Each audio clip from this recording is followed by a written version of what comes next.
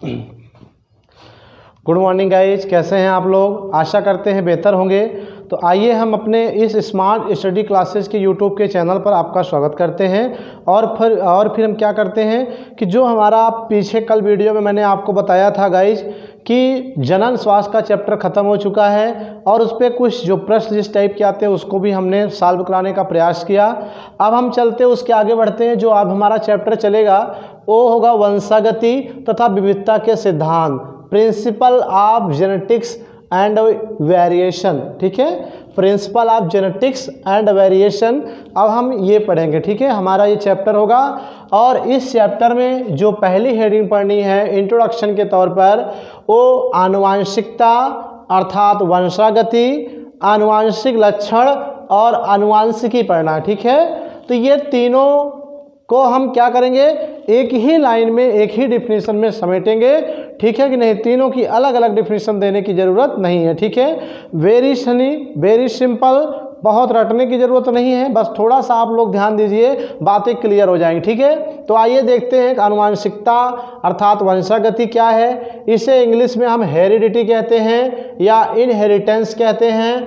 आनुवांशिक लक्षण अर्थात जेनेटिक कैरेक्टर और आनुवांशिकी अर्थात जेनेटिक्स किसे कहते हैं। ठीक है, ये तीन प्रकार के आपके पॉइंट हैं और तीनों पॉइंट एक दूसरे से कहीं न कहीं क्या है, रिलेटेड है, जुड़े हैं। इसलिए तीनों के डिफिनेशन एक ही लाइन में समेटने का प्रयास करेंगे। ठीक है, लेकिन उसके पहले ठीक है यहाँ पर हम डिफिनेशन इसकी परिभाषा लिखते हैं, फिर बाय एग्जाम्पल आपको समझाने का प्रयास करते हैं। ठीक है, तो क्या लिखेंगे, एक पीढ़ी से ठीक है विभिन्न लक्षणों का, एक पीढ़ी से माने यहाँ हम लिख दे रहे हैं जनक पीढ़ी। जनक पीढ़ी का मतलब बेटा पेरेंट्स, माता पिता। ठीक है, एक पीढ़ी से विभिन्न लक्षणों का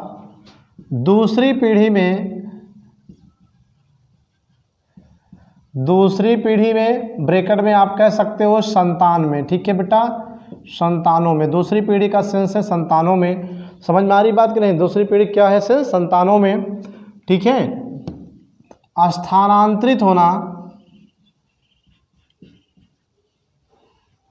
स्थानांतरित होने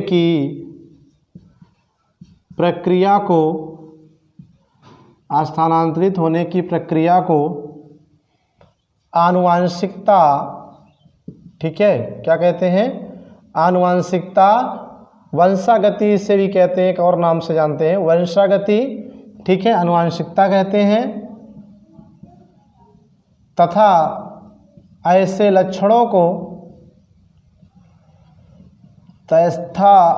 लक्षणों को हम आनुवांशिक लक्षण कहते हैं गाइज। ठीक है, क्या कहते हैं, आनुवांशिक लक्षण कहते हैं, आनुवांशिक लक्षण कहते हैं। तथा इसका अध्ययन, ठीक है, इसका अध्ययन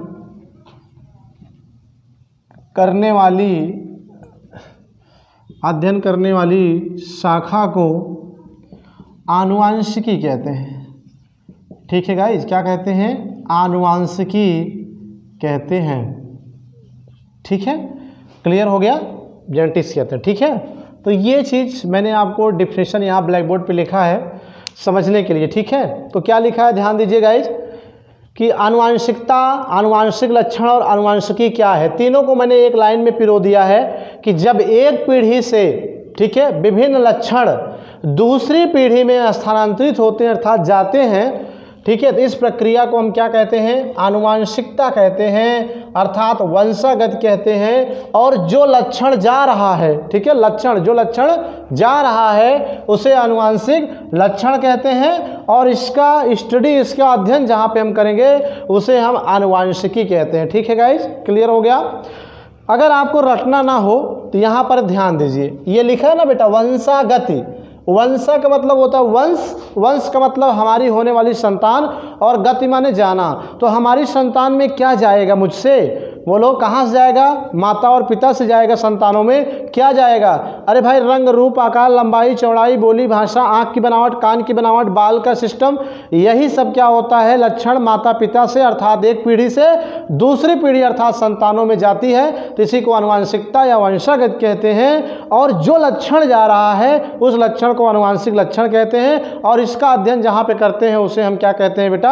आनुवंशिकी कहते हैं। ठीक है, समझ में आ गई बात? तो इस तरह से ये तीन चीज़ें क्लियर हो गई। ठीक है, सपोज करिए यहाँ पर मैं जैसे लिख दूँ, ठीक है, कि ये मान लीजिए कुत्ता है, ठीक है, कुत्ते के बच्चे कुत्ते की तरह होते हैं, कुत्ते ही होते हैं या पिल्ले ही होते हैं।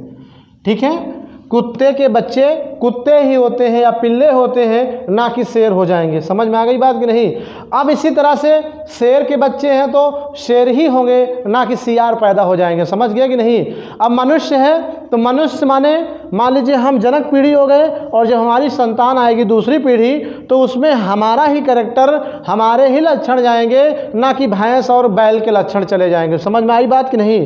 तो ऐसा क्यों कि एक पीढ़ी में जो लक्षण है वही दूसरे पीढ़ी में ट्रांसफ़र होते हैं? ऐसा क्यों? तो इसका उत्तर आपका बेटा क्या है? आनुवंशिकता के कारण। ठीक है, ऐसा होता है कि एक पीढ़ी का लक्षण दूसरे पीढ़ी में जाता है। अर्थात मटर का पौधा है तो उससे जो बीज बनेगा, पौधा बनेगा, उसके बीज से वो मटर ही पैदा होगा, आम, गूलर, जामुन नहीं पैदा होगा। ठीक है, और अगर आम का पौधा है तो उसके बीज से आम ही पैदा होगा, ना कि नीम और बबूल पैदा होगा। समझ में आई बात कि नहीं? ऐसा क्यों? बोलो क्यों भैया? आनुवंशिकता के कारण या वंशागति के कारण। समझ में आई बात कि नहीं? तो इसी को हम क्या कहते हैं? आनुवंशिकता या वंशागत कहते हैं। आई होप डिफिनीशन समझ में आ गई होगी। ठीक है कि नहीं? अब जैसे यहाँ पर अगर आपसे एक कह दे कोई पहलवान का बच्चा पहलवान, तो ये रॉन्ग होगा। समझ गया कि नहीं? यहाँ बात जो हो रही लक्षणों की, शारीरिक लक्षण की बात हो रही है, जो जन्मजात होता है, ना कि अर्जित किया हुआ। क्योंकि कोई बच्चा पैदाइशी पहलवान नहीं होता है। ठीक है, वो क्या करता है? बाद में एक्सरसाइज जिम करके पहलवान होता है। तो ये अर्जित लक्षण है जो बाद में प्राप्त किए जाए, ये अगली पीढ़ी में नहीं जाते हैं। ठीक है, लेकिन जो जन्मजात लक्षण होते हैं जैसे कालापन, गोरापन, समझ गया कि नहीं? उसके बाद नाक की बनावट, नाक का टेढ़ापन, होठ की बनावट, मुंह की बनावट, ये सब क्या है? पैदाइशी हैं। तो ये लक्षण एक पीढ़ी से दूसरे पीढ़ी में जाते हैं, ना कि अर्जित किया हुआ लक्षण जो पहलवानी होता है, ये सब नहीं जाता गाइस। ठीक है, तो सीधा सीधा कहने का मतलब है कि आनुवंशिकता या वंशागत क्या है? वंशागति यानी एक पीढ़ी के जब लक्षण दूसरी पीढ़ी में स्थानांतरित होते हैं, अर्थात माता पिता संतानों में स्थानांतरित होते हैं, तो इस क्रिया को आनुवंशिकता या वंशागत कहते हैं। और ऐसे लक्षण को आनुवंशिक लक्षण कहते हैं गाइज। और इसका अध्ययन जहाँ पे करते हैं, जिस विज्ञान में, जिस शाखा में, उसे आनुवंशिकी कहते हैं। समझ में आ गई बात कि नहीं? तो ये चीज़ें मैंने क्लियर कर दिया। ठीक है, अब एक एग्जाम्पल भी दे दिया, बहुत सारे एग्जाम्पल दिए हैं। आप एक और एग्जाम्पल ले सकते हो गाइज। जैसे अभी आपने पूर्व मुख्यमंत्री मुलायम सिंह को देखा होगा, उसकी नाक टेढ़ी है, तो उनके बेटे की नाक भी क्या है? टेढ़ी है, माननीय अखिलेश यादव जी की। तो ये क्या हुआ? टेढ़ापन जो नाक का था वो एक पीढ़ी से यानी मुलायम सिंह यादव से अखिलेश सिंह यादव के नाक में क्या हो गया? ये लक्षण ट्रांसफर हो गया नाक वाला। ठीक है कि नहीं? तो ये क्या है? ये कौन सी क्रिया द्वारा ट्रांसफर हुआ अखिलेश में मुलायम से? तो आप बोलो वो कौन सी क्रिया बेटा? आनुवंशिकता द्वारा स्थानांतरित हुए एक पीढ़ी दूसरी पीढ़ी में। और ऐसा होना क्या है? बोलो ये जीवों का एक लक्षण है। समझ में आई बात कि नहीं? कि एक पीढ़ी का लक्षण दूसरी में जाएगा। तो गाइस ये रहा डिफिनीशन, नोट करिए। अब अगर हम बात करें कि आनुवंशिकता के जनक, ठीक है, आनुवंशिकता के जनक कौन है?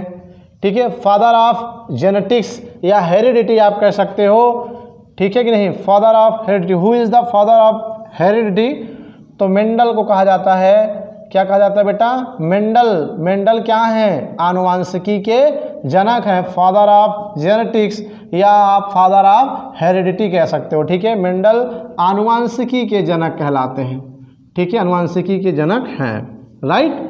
तो ये आपका एक नंबर क्वेश्चन आ सकता है ऑब्जेक्टिव के रूप में, कहीं भी आ सकता है कि आनुवंशिकी के जनक कौन है, तो आप बताओगे कौन है बेटा? मेंडल है। आनुवंशिकी के जनक मेंडल है गाइस। ठीक है, ये क्लियर। अब एक नंबर का ये भी पूछता है मेंडल का पूरा नाम क्या है? What are full name of Mendel? तो यहाँ पर मेंडल का पूरा नाम बेटा सर ग्रेगर जॉन मेंडल है। क्या नाम है? सर ग्रेगर जॉन मेंडल है मेंडल का पूरा नाम। ठीक है कि नहीं? मेंडल दोस्तों कोई वैज्ञानिक नहीं थे, समझ गए कि नहीं। मेंडल बस पादरी थे। पादरी का मतलब समझते हो ना, जो ईसाई धर्म जैसे हमारे यहाँ मंदिरों में पंडित जी होते हैं, पंडा होते हैं, वैसे ही मुस्लिम में मौलवी होते हैं, इसी तरह ईसाई धर्म में चर्च जो होता है, मंदिर उनका चर्च, वहाँ पे जो पूजा पाठ कराने वाले वो पादरी होते हैं, जिन्हें फादर कहते हैं। तो मेंडल एक प्रकार के फादर थे, ईसाई धर्म के गुरु थे, ठीक है। इसलिए इनका पूरा नाम क्या है, सर ग्रेगर जॉन मेंडल है। और मेंडल को ही आनुवंशिकता या आनुवंशिकी का जनक कहा जाता है, फादर ऑफ जेनेटिक्स कहा जाता है गाइस, ठीक है। तो नोट करिए, हम लोग आगे बढ़ते हैं। तो नोट कर लिया होगा। आइए हम चलते हैं नेक्स्ट हेडिंग के बारे में चर्चा करने, जो कि आपको पढ़ना है बेटा आनुवांशिक विभिन्नताएं अर्थात जेनेटिक्स वेरिएशन, ठीक है। आनुवांशिक विविधता क्या है, आप विभिन्नताएं कहिए चाहे विविधताएं कहिए, कोई दिक्कत नहीं, दोनों का अर्थ एक है। तो हम जानते हैं कि आनुवांशिक विविधता क्या होती है, ठीक है, या विभिन्नताएं क्या होती हैं। तो रटना नहीं है गाइज। आनुवांशिक का मतलब समझ रहे हो, एक पीढ़ी का लक्षण दूसरी पीढ़ी में जाए, और विविधता का मतलब भिन्न होता है, विविधता कहो या विभिन्नताएं कहो, ठीक है।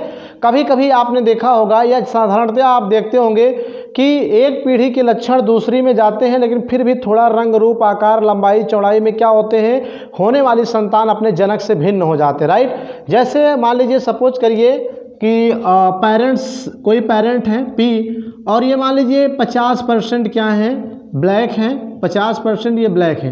तो जब इन पेरेंट्स के क्या होगी, बेबी होगा, संतान होगा बेबी, तो ये एकदम 50% नहीं होगा, 60% हो सकता है, या 40% क्या हो सकता है, ब्लैक हो सकता है। मतलब इससे थोड़ा बहुत क्या हो सकता है, भिन्न हो सकता है।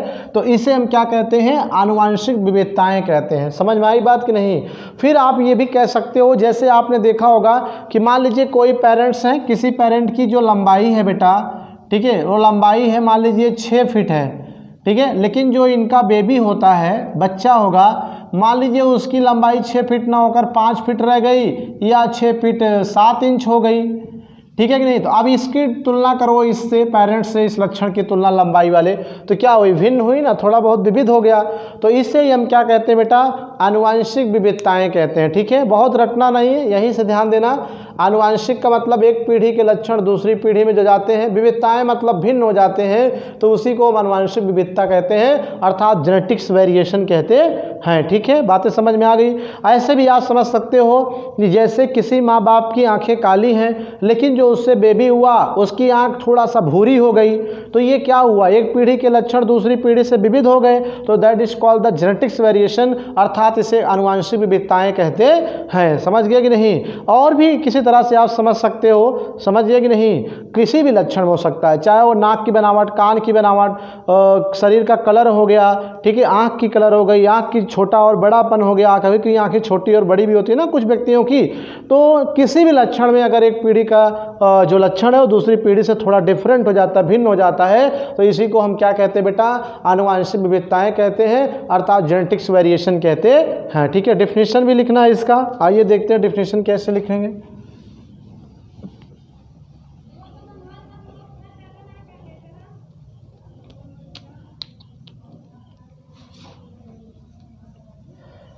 क्या लिखेंगे डेफिनेशन, परिभाषा इसकी हम, इसकी डेफिनेशन जो लिखेंगे गाइस वो क्या लिखेंगे, जब एक पीढ़ी के विभिन्न लक्षण दूसरी पीढ़ी, यहाँ पर एक बात हम क्लियर कर देना चाह रहे हैं गाइज कि एक पीढ़ी का मतलब यहाँ पर पेरेंट्स होता है, अर्थात जनक या माता पिता, और दूसरी पीढ़ी का मतलब होता है बेटा संतान। ये चीज़ यहाँ पर क्लियर होना चाहिए, राइट। समझ में आ रही बात कि नहीं। तो जब एक पीढ़ी के विभिन्न लक्षण दूसरी पीढ़ी से, ठीक है, भिन्न हो जाते हैं या थोड़ा भिन्न हो जाते हैं, ठीक है, भिन्न हो जाते हैं, तो उसे हम क्या कहेंगे, आनुवांशिक विविधता कहते हैं, ठीक है, या विभिन्नताएं कहते हैं, आनुवांशिक विभिन्नताएं कहते हैं गाइस, ठीक है। क्या कहते हैं, आनुवांशिक विभिन्नताएं कहते हैं।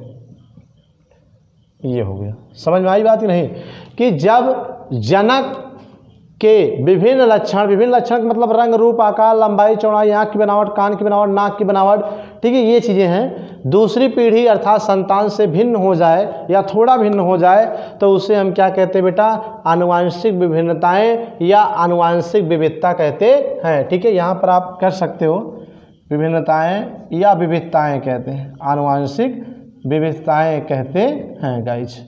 राइट, समझ में आ गई होगी बात। अब इसमें एग्जाम्पल देना हो एक दो तो मैंने आपको भी बताया कि जैसे माँ बाप गोरे हैं, सांवले हैं, या फिर कुछ कोई कलर ले लीजिए, मान लीजिए सांवले लेते हैं लेकिन बच्चा क्या होता है, ब्लैक हो जाता है या थोड़ा काला हो जाता है। ठीक है, माँ बाप 6 फीट की लंबाई के हैं, बट जो बच्चा पैदा होगा कुछ समय बाद जब लंबाई बढ़ेगी, देखेंगे 10-15 साल 20 साल बाद तो पता चला वो 6 फीट के बजाय 7 फीट या 6 फीट से कम हो गया, 5 फीट। तो ये क्या है, ये जेनेटिक्स वेरिएशंस होता है। समझ गया कि नहीं। यहाँ पर हम लिख दे रहे हैं उदाहरण में, जैसे किसी काली आँख वाले ठीक है माँ बाप के संतान की आँखों का भूरा हो जाना। ठीक है, क्या है, माँ बाप जो हैं उनकी आँखें क्या है बेटा, बोलो, संतान की आंखें क्या हो गई, भूरी हो गई, और जबकि माँ बाप की आंखें क्या है, काली आंख। ठीक है, तो ये जो काला से भूरा हुआ यही क्या है, आनुवांशिक विविधता है। ठीक है, या आनुवांशिक विभिन्नताएं इसे कहते हैं, जेनेटिक्स वेरिएशन कहते हैं। ठीक है, बातें क्लियर हो गई होगी गाइज। देखिए एक बात और यहाँ पर ध्यान दीजिए आप लोग, हम जो पढ़ा रहे बेटा यूपी बोर्ड के लिए पढ़ा रहे हैं, यूपी बोर्ड के खासकर स्टूडेंट्स के लिए, यूपी बोर्ड की परीक्षा पास करने के लिए, अच्छा नंबर लाने के लिए 80-90 प्लस आपको कराने के लिए पढ़ाया जा रहा है, ना कि यहाँ पर CPMT और नेट की तैयारी के लिए पढ़ाया जा रहा है गाइस। ठीक है, और उसकी तैयारी, उसका बेस, उसका सिस्टम अलग होता है, इसलिए उससे कंपैरिजन ना करें, और जो भी पढ़ाया जा रहा है उतना ही आपको पढ़ना है, कुछ ज़्यादा एक्स्ट्रा नहीं करना है, और अच्छे नंबर आपको बोर्ड एग्ज़ाम में मिलेंगे। ठीक है गाइस, क्योंकि हम सिर्फ पढ़ाते ही नहीं हैं, हम बोर्ड के परीक्षा की कॉपियों का मूल्यांकन भी करते हैं, प्रैक्टिकल भी लेने जाते हैं बच्चों का, तो हमें पता है क्या मैटर लिखने से नंबर मिलता है। ठीक है, हम उसी तरह से आपको पढ़ा रहे हैं। ठीक है, यहाँ पर नीट और CPMT वगैरह की तैयारी का सिलेबस नहीं चल रहा है गाइस। ठीक है, इसलिए ध्यान रहे कि जो भी जितना कहा जाए सिर्फ आपको उतना ही करने की ज़रूरत है, कुछ ज़्यादा पढ़ने लिखने की आवश्यकता नहीं है, सिर्फ जो आपको वीडियो में प्रोवाइड किया जाए, लेक्चर वीडियो में टॉपिक, सिर्फ वही पढ़ें आप। ठीक है गाइस, ध्यान दीजिए। तो आनुवांशिक विविधताएं अब आप समझ गए होंगे, इसकी भी परिभाषा नोट करिए विथ एग्जाम्पल, फिर हम आगे बढ़ते हैं। ठीक है, तो नोट कर लिया होगा गाइज आप लोगों ने। अब हम चलते हैं आगे की ओर बढ़ते हैं, और इसी क्रम में आपको कुछ इंपॉर्टेंट बात और बतानी है। जैसे अगर आपसे कहा जाए कि आनुवांशिकी शब्द का प्रयोग सबसे पहले किसने किया। ठीक है, तो जो आनुवांशिकी शब्द है, वर्ड है जेनेटिक्स। ठीक है, आनुवांशिकी शब्द का प्रयोग, ठीक है, आनुवांशिकी शब्द का प्रयोग सबसे प्रथम किसने किया, या सर्वप्रथम किसने किया। ठीक है, सबसे पहले या सर्वप्रथम बेटसन ने किया। किसने किया, वेटसन ने किया। ठीक है, ये भी आपको जानना चाहिए। समझ में आ गई बात कि नहीं, किसने किया, वेटसन ने किया। अर्थात जैसे पूछा जाए, एक नंबर का आ सकता है कि आनुवांशिकी शब्द का प्रयोग, यहाँ जनक की बात नहीं की जा रही। ठीक है, इस वर्ड को, आनुवांशिकी शब्द को सबसे पहले किसने नाम दिया। ठीक है, तो उस व्यक्ति का नाम क्या है बेटा, बेटसन है। बेटसन ने सबसे पहले आनुवांशिकी शब्द का प्रयोग किया है। समझ गया कि नहीं, बेटसन ने क्या किया, आनुवांशिकी शब्द का प्रयोग सर्वप्रथम किया। ये याद रखना है, नोट में आप इसे लिख लीजिए। और जो दूसरा नोट आपका होना चाहिए कि आनुवांशिकी की नींव किसने डाली। ठीक है कि नहीं, आनुवांशिकी की नींव किसने डाली, बेस किसने दिया। तो आपको मैंने अभी बताया कि आनुवांशिकी की नींव सर्वप्रथम, ठीक है, सर्वप्रथम यही सर ग्रेगर जान मेंडल ने, ठीक है, इसकी नींव डाली। आनुवांशिकी की नींव सर्वप्रथम ग्रेगर जान मेंडल ने, ठीक है, डाली या दिया, आप ये कह सकते। समझ गए कि नहीं। अर्थात जो आनुवांशिकी आज एक बहुत बड़ा विषय बन चुका है दोस्तों। जिस तरह से आप बायोलॉजी पूरी किताब पढ़ रहे हो और ये उसका एक चैप्टर आप आनुवांशिकी पढ़ रहे हो, इसी तरह आनुवांशिकी पूरी एक बुक है। समझ गया कि नहीं। पूरा एक किताब ही है, पूरा एक ही चैप्टर उसमें इतनी मोटी है क्या, अनुवांशिकी। तो इसी अनुवांशिकी की नींव की अगर बात की जाए, यहाँ पर बेटा शब्द कह रहा है और यहाँ नींव कह रहा है, यही दोनों में अंतर है। याद रखना, ध्यान रखना यहाँ पर पेपर में कि जब शब्द कहें तो बेटसन चुनना, और जब अनुवांशिकी की नींव की बात करें तो सर ग्रेगर जॉन मेंडल, ठीक है, चुनना। तो मैंने क्या कहा, सर ग्रेगर जॉन मेंडल क्या है, अनुवांशिकी के पिता हैं, और अनुवांशिकी शब्द के अनुवांशिकी की नींव भी इन्होंने डाली। समझ गया कि नहीं, इसीलिए तो इनको पिता कहा जाता है अनुवांशिकी का। समझ गया कि नहीं, फादर ऑफ जेनेटिक्स कहा जाता है, ठीक है गाइज। और जो मैंने बताया, सर ग्रेगर जॉन मेंडल कोई वैज्ञानिक नहीं थे एक्सपेरिमेंट के पहले, ये सिर्फ एक क्या थे, बोलो, चर्च में रहने वाले फादर थे, ईसाई धर्म के क्या थे, फादर थे, ठीक है, ईसाई धर्म के फादर थे। फादर का मतलब मैंने जैसे आपको बताया कि अपने यहाँ मंदिरों में पंडित जी होते हैं, ठीक है, पंडा होते हैं, जिनको हम पुरोहित के रूप में जानते हैं। उसी प्रकार से ईसाई धर्म में जो मंदिर में होते हैं, आपने फिल्मों वगैरह में देखा होगा, उनको फादर कहा जाता है, ठीक है कि नहीं। तो वैसे सर ग्रेगर जॉन मेंडल भी क्या थे, ईसाई धर्म के एक चर्च के फादर थे, ठीक है। इन्होंने चूँकि पढ़े लिखे भी थोड़ा सा, तो बहुत सारे एक्सपेरिमेंट किए, तो एक्सपेरिमेंट करने की वजह से इनका झुकाव बाद में क्या हो गया, अनुवांशिकी की ओर हो गया, जिसकी वजह से ये अनुवांशिकी का नींव डाले, और इन्हीं को क्या कहा जाता है, अनुवांशिकी का जनक कहा जाता है गाइस, ठीक है। तो नोट कर लीजिए दोनों पॉइंट को फटाफट। तो ये भी नोट आप कर लिए होंगे, जो 2 पॉइंट अभी आपको बताया कि अनुवांशिकी शब्द और उसके नींव को जो है किसने दिया, ठीक है, ये भी ध्यान रखने वाली बात है। अब हम आगे बढ़ते हैं इसी के क्रम में, और हम चर्चा की इंपॉर्टेंट बात आपको और बताने चल रहे हैं बेटा, कि दरअसल मेंडल आपको पता है कि एक वैज्ञानिक ना होकर पहले एक फादर के चर्च हुआ करते थे। तो इन्होंने अनुवांशिकी पर अपने ही घर के आसपास के छोटे से एरिया में क्या किया, बहुत सारे मटर के पौधे पर प्रयोग किए, और प्रयोग करने के बाद ये देखना चाहा कि एक पीढ़ी के लक्षण दूसरी पीढ़ी में कैसे जाते हैं, कब भिन्न होते हैं, क्यों जाते हैं, कौन ले जाता है, इन सब बातों का अध्ययन किया, और अध्ययन करने के बाद बहुत सारे प्रयोग और परिकल्पनाओं को दिया।